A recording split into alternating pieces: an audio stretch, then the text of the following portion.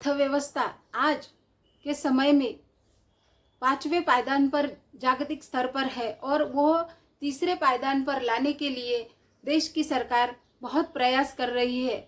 तो देश की अर्थव्यवस्था में कृषि क्षेत्र बहुत इम्पोर्टेंट रोल प्ले करता है। अगर हम 1951 की बात करें तो हमारे राष्ट्रीय उत्पाद में जो कुछ भी बढ़ोतरी उस समय थी वह कृषि क्षेत्र की ही थी। 1950 और 51 के बीच में राष्ट्रीय उत्पन्न में कृषि का योगदान 51% था और वह घटकर 2018-19 में 14.38% आ गया है। इससे पता चलता है कि कृषि क्षेत्र का योगदान भारतीय अर्थव्यवस्था में दिन ब दिन कम होता जा रहा है। इस कमी की हम वजह ढूंढने जाए तो जो बाकी के सेक्टर है उनकी बढ़ोतरी बढ़ रही है और कृषि क्षेत्र की हिस्सेदारी दिन ब दिन कम होती जा रही है। फिर भी कृषि क्षेत्र का स्थान आंकड़ों के हिसाब से कम हो भी गया होगा, लेकिन सारे सेक्टर की जड़ जो है वो कृषि क्षेत्र ही है, क्योंकि कृषि क्षेत्र के बिना किसी भी सेक्टर की हिस्सेदारी बढ़ नहीं सकती, क्योंकि उनकी जड़ ही कृषि क्षेत्र है। तो कृषि क्षेत्र का स्थान क्या है भारत की अर्थव्यवस्था में, तो चलिए जानते हैं। राष्ट्रीय उत्पाद में कृषि क्षेत्र का योगदान आंकड़ेवारी अनुसार हम देखें, आंकड़े बताते हैं कि अर्थव्यवस्था में कृषि का हिस्सा दिन ब दिन कम होता जा रहा है, लेकिन वैसे देखा जाए तो अर्थव्यवस्था का हिस्सा बाकी क्षेत्रों के मुकाबले आज भी ज्यादा ही है। दूसरा आता है कि जीवन यापन में कृषि का स्थान बहुत ज्यादा है, क्योंकि हमारी जो मूलभूत आवश्यकता है उसमें सारी तीनों भी आवश्यकताओं के लिए कृषि क्षेत्र से ही साध सामग्री इकट्ठा की जाती है। अगर कृषि ही ना हो तो हम जिंदा ही कैसे रहेंगे। हमारा अन्न, वस्त्र और निवारा तीनों भी बातें इसी पर ही निर्भर करती है। तो जीवन यापन में कृषि क्षेत्र का जो योगदान है वो अनन्य साधारण है। तीसरा आता है कि कच्ची सामग्री किसी भी क्षेत्र में, आप आईटी सेक्टर लीजिए, स्टील लीजिए या फिर एफएमसीजी लीजिए, हर सेक्टर की प्राथमिक मांग यही होती है कि कृषि क्षेत्र का जो कच्चा सामग्री है उसके ऊपर ही प्रोसेस कर वो सेक्टर के लिए आवश्यक चीजें बनाई जाती है। दैट मीन्स कच्ची माल जो है वो सारा कृषि क्षेत्र से ही लिया जाता है। उसके बाद है रोजगार।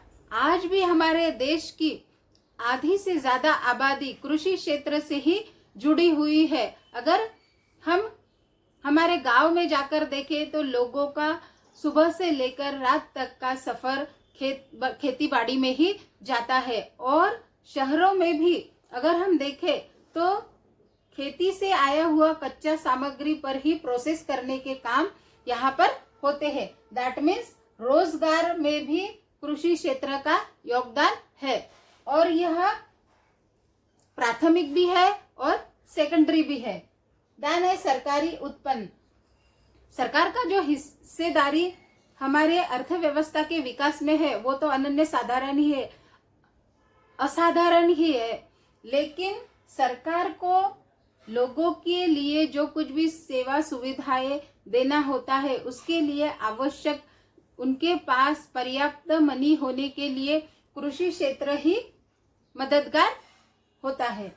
दान है विदेशी व्यापार। आज भी हमारे विदेशी व्यापार में कृषि क्षेत्र का योगदान बढ़ता ही जा रहा है, क्योंकि हमारे खाद देखिए, हमारे स्पाइसेस देखिए, और कुछ ज्वेलरीज वगैरह होती है, वो कच्चा सारा मटेरियल जो है वो देखा जाए तो कृषि से ही रिलेटेड होता है। दान है आर्थिक श्रेय। देश की अर्थव्यवस्था अगर स्ट्रांगली हो तो वहां पर इकोनॉमी भी स्ट्रांग रहती है, क्योंकि इकोनॉमी के लिए जो कुछ भी आवश्यक चीजें होती है, इकोनॉमी को जो मजबूती देती है वो भी कहीं ना कहीं कृषि क्षेत्र से ही रिलेटेड है। ध्यान है नैसर्गिक साधन सामग्री। हमारे देश में भौगोलिक विविधता बहुत ज्यादा है और उसी कारण यहाँ पर की नैसर्गिक सामग्री अन्य देशों के मुकाबले हमारे यहाँ पर मिलने वाली नैसर्गिक सामग्री अलग अलग भागों में भी डिवाइड की जाए तो भी वह बहुत ज्यादा है और कहीं ना कहीं वो कृषि क्षेत्र से ही रिलेटेड है। आर्थिक विकास के लिए सारे सेक्टर्स, सारी बातें और अर्थव्यवस्था का मजबूतीकरण, इन लोगों का जीवन यापन, कच्चा माल, रोजगारी, यह सब बातें कहीं ना कहीं कृषि से ही जुड़ी हुई है और कृषि से जुड़ी होने के कारण ही हमारा आर्थिक विकास बढ़ रहा है।